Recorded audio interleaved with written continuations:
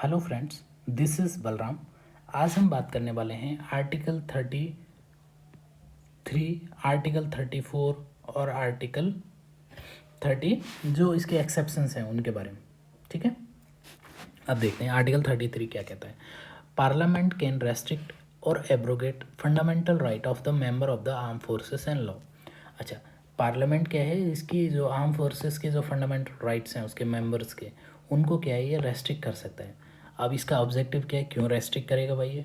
तो उनका जो जो ड्यूटीज़ हैं उस तरह की हैं जिनको प्रॉपर डिस्चार्ज करने के लिए क्या है, फंडामेंटल राइट्स पे रेस्ट्रिक्शन लगाना ज़रूरी है। और मेंटेनेंस ऑफ डिसिप्लिन, तो डिसिप्लिन के लिए क्या है, उन पे जो डिसिप्लिन मेंटेन रहे, इनमें डिसिप्लिन का बहुत बड़ा रोल होता है, तो उसके लिए भी ये पार्लियामेंट जो है रेस्ट्रिक्शन लगा सकता है। अब इसमें पार्लियामेंट के जो एक्ट्स हैं उनको देखते हैं। तो आर्मी एक्ट है 1956 का, नेवी एक्ट है, एयरफोर्स एक्ट है 1950 के, ये सारे क्या हैं, इसके रेस्ट्रिक्शन की बात करते हैं। एक जो एक्ट है police force restriction of right act 1966 का, ये भी इसी का आर्टिकल 33 के अंतर्गत ही है। ठीक है, तो ये कुछ कुछ फंडामेंटल राइट्स पे उनके पे क्या है रेस्ट्रिक्शंस लगाते हैं। ठीक है, अब हम आर्टिकल 34 के बारे में देखते हैं। तो ये क्या कहता है कि अगर किसी एरिया में मार्शल लॉ लगाया हुआ है, कौन सा लॉ लगाया हुआ है? Martial law. मार्शल लॉ क्या होता है? एक तरह का मिलिट्री रूल होता है। तो उसमें क्या क्या जो है इम्पोज कर सकती है पार्लियामेंट? तो parliament empower to indemnify public official any act done by him in discharge of his duties. तो देखिए कैसी जो है डिफ़िकल्ट सर्कमस्टांसिस में वो इस मार्शल लॉ एरिया में, जहाँ पे लॉ एंड ऑर्डर सिचुएशन बहुत ख़राब हो चुकी होती है, तो वहाँ पे वो काम करते हैं। तो ऐसे केस में ऑफिशियल्स जो हैं उनको क्या करते हैं ये लोग, उनको जो उनके जो ड्यूटी को डिस्चार्ज करने में जो एक्ट हैं उनको फंडामेंटल राइट्स या फिर उनके जो क्राइम्स हैं या कुछ भी जो उसने इलीगल काम किया है या फिर जो एक्स्ट्रा लीगल काम किया है, तो उस केस में इसको क्या है इंडेमनीफाई कर देते हैं, मतलब निर्दोष साबित कर देते हैं। ठीक है, तो मतलब उसको दोषी नहीं माना जाता है, क्योंकि वो जिस सरकमस्टांसेस में काम कर रहे हैं तो उनमें इस तरह की उसके पास कुछ पावर्स, आर्बिट्री पावर्स उसके पास होनी चाहिए, क्योंकि फोर्स जो है ना उसको फोर्स से ही दबाया जा सकता है। ठीक है दोस्तों, अब अगला देखते हैं सुप्रीम कोर्ट। अच्छा, इसमें सुप्रीम कोर्ट ने बोला है कि किसी जगह पे अगर मार्शल लॉ लग जाए तो इसका मतलब इप्सो फैक्टो ये नहीं है कि तुमने ना रिट को, जो हैवियस कॉर्पस वाली जो रिट है जो सबसे इम्पॉर्टेंट है, तो उसको आप वो नहीं कर सकते, क्या बोलते हैं, उसका सस्पेंशन सिर्फ इसी वजह से नहीं हो जाता है कि मतलब वहाँ पे मार्शल लॉ लगा हुआ है। ये सुप्रीम कोर्ट का जजमेंट है इसके बारे में। अच्छा, अब हम देखते हैं कि बहुत सारे एक्सेप्शंस जो हैं फंडामेंटल राइट्स में जोड़े गए हैं। तो आर्टिकल 31A की बात करते हैं। आर्टिकल 31A जो है वो 5 कैटेगरीज ऑफ लॉ जो हैं उनको इनवैलिडेट होने से बचाता है, किससे? आर्टिकल 14 और आर्टिकल 19 के वॉल्यूशन के आधार पे। ठीक है, अब देखते हैं कि ये क्या है, कौन कौन से हैं वो 5 categories of law. Acquisition of estate and related right of state. ठीक है, दूसरा क्या है? Taking over management and property of state, amalgamation of corporation, modification of right of directors and stake holders of corporation. ठीक है, और पांचवा है मॉडिफिकेशन ऑफ माइनिंग लीज। इसका मतलब जो इंडस्ट्रीज और जो ज़मींदारी सिस्टम जो है उसको ख़त्म करने के लिए जो है इन फंडामेंटल राइट्स को, इनको एक्सेप्शन के तौर पे जोड़ा गया है। कि चूँकि हमारे यहाँ पे क्या है, बहुत सारी स्टेट्स थे या बड़ी बड़ी इंडस्ट्रीज़ थी जो उनका जब तक स्टेट उनके लिए वो नहीं करता है, जो नेशनलाइजेशन जो किया है, तो उस केस में इनके राइट्स का क्या हो रहा है, वायलेशन हो रहा है आर्टिकल 14 और 19 के तहत। तो इन सब को बचाने के लिए इन एक्ट्स को उससे तो ये वैलिडेशन किया गया है।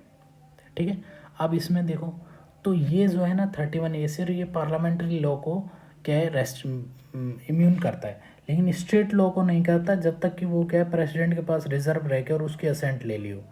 अगर किसी स्टेट लॉ ने प्रेसिडेंट के पास रिजर्व रह करके और उसकी असेंट ले ली हो, प्रेसिडेंट ने उसको एक्सेप्ट कर लिया हो, तो उसको इम्यून मिल जाएगी आर्टिकल 31A के तहत, नहीं तो नहीं मिलेगी।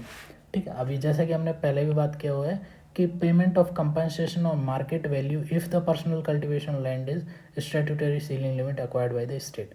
तो इस केस में जो कंपनसेशन है right to freedom, right to जो प्रॉपर्टी है उसको क्या है, फ्रीडम जो फंडामेंटल राइट है उससे हटा दिया गया है, ठीक है। तो आजकल ये क्या है, आजकल ये सिर्फ एक कॉन्स्टिट्यूशनल राइट है, ठीक है, फंडामेंटल राइट नहीं है, ठीक है। इसके लिए सीधे क्या है, सुप्रीम कोर्ट नहीं जाया जा सकता आर्टिकल 32 को जाए, लेकिन हाई कोर्ट जाया जा सकता है, ठीक है। और दूसरा चीज़ क्या है कि तो इसमें जो कंपनसेशन है वो दो केसेस में है। पहला केस कौन सा है, अगर ये पर्सनल कल्टीवेशन लैंड और विद इन सीलिंग लिमिट हो तो कंपनसेशन मिलेगा। और दूसरा क्या है कि अगर माइनॉरिटी एजुकेशनल इंस्टीट्यूशन की अगर प्रॉपर्टी है तो भी उसको क्या है, कंपनसेशन मिलेगा, ठीक है। अगला देखते हैं। अब 31B जो है वो क्या कहता है, 31B ये कहता है कि है ना, जो भी एक्ट है ना 9th शेड्यूल में डाले गए हैं वो सारे फंडामेंटल राइट्स का वायलेशन के ग्राउंड के आधार पर भी उनको इनवैलिडेट होने से बचाया जा सकता है। इसका मतलब 9th जो 31B है वो बहुत वाइड है। पहली बात, 31A में जो है 14 और सिर्फ 19 की बात की गई है, ठीक है। 31B में जो है वो सारे फंडामेंटल राइट्स की बात की गई, सारे फंडामेंटल राइट्स का वायलेशन हो सकता है। दूसरा क्या है कि ऑन द ग्राउंड ऑफ, और इसमें क्या है, सिर्फ 5 कैटेगरीज थी 31A में। यहाँ पे जितने भी एक्ट जो हैं वो 9th शेड्यूल के अंतर्गत आते हैं, वो सारे के सारे एक्ट्स के बारे में है। अब देखो IR कोलो केस में 2007 का केस है, उसमें सुप्रीम कोर्ट ने क्या किया है, इसको ना कि ये डेट दे दी है 24 अप्रैल 1973। ये कौन सा डेट है, जिसमें केशवानंद भारती केस में जजमेंट आया था, ठीक है, जिसमें बेसिक स्ट्रक्चर जो डॉक्ट्रिन है वो सुप्रीम कोर्ट ने डिफाइन किया था, ठीक है। तो उस डॉक्ट्रिन को तो उन्होंने कहा है कि इस डेट के अगर बाद अगर कोई एक्ट 9th शेड्यूल में डाला जाएगा तो वो चैलेंज है तो वो ओपन होने के लिए चैलेंज होने के लिए ओपन है। कौन कौन से ग्राउंड पे कि अगर वो 15, 14, 19 और 21 आर्टिकल का अगर वायलेशन करता है और या फिर बेसिक स्ट्रक्चर का वायलेशन करता है, ठीक है। तो बेसिक स्ट्रक्चर का अगर वो वायलेशन करता है तो फिर उसको इनवैलिडेट किया जा सकता है, ठीक है। अब बेसिक स्ट्रक्चर बहुत वाइड है, ठीक है, तो इसका मतलब अब इसको एक चेक लगा दिया है उस पर, नहीं तो सारे एक्ट क्या है 9th शेड्यूल में बहुत सारे एक्ट हो गए, पहले बहुत कम एक्ट थे उसमें, ठीक है। चलो देखते हैं हम अब 31C क्या कहता है, इसको देखते हैं। Inserted by the 25th constitutional amendment act 1971 के तहत। अब इसमें देखो कौन कौन से प्रोविजंस हैं, इसको इंसर्ट किया गया 25th कॉन्स्टिट्यूशनल अमेंडमेंट एक्ट 1971 के तहत कि no law that seek to implement. अच्छा, आर्टिकल 39B और 39C को अगर कोई इम्प्लीमेंट करने के लिए कोई लॉ बनाया गया है तो उसको इस आधार पे प्रिवेंट किया जा सकता है अगर वो आर्टिकल 14 या आर्टिकल 19 के वायलेशन के का करता है तो उसको प्रिवेंट किया जा सकता है, ठीक है, ओके। तो वो फिर उसको वाइड नहीं किया जा सकता इस आधार पे कि वो आर्टिकल 14 या 19 का उल्लंघन करता है। तो ये इंपॉर्टेंट चीज़ है।